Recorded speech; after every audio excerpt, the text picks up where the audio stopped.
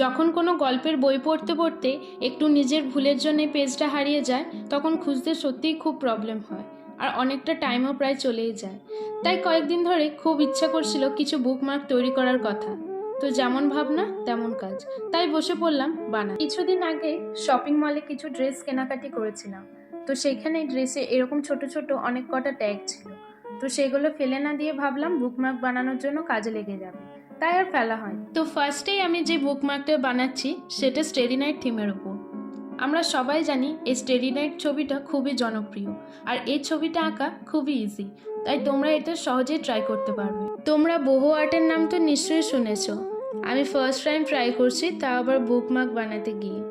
আর বহু পেন্টিং করাটা খুবই ইজি, আর এই বহু পেন্টিং এখন ভীষণই ট্রেন্ডিং। বাঙালির মেয়ে হয়ে কোনো কিছুর ওপর কলকার টাচ রাখবো না, সেটা কি করে হয়? তাই থার্ড বুকমার্কটা আমি হালকার ওপর একটা কলকা ডিজাইন ট্রাই করেছি। কেমন লাগলো তোমাদের এই বুকমার্ক তৈরি করার আইডিয়াটা, জানিও তো।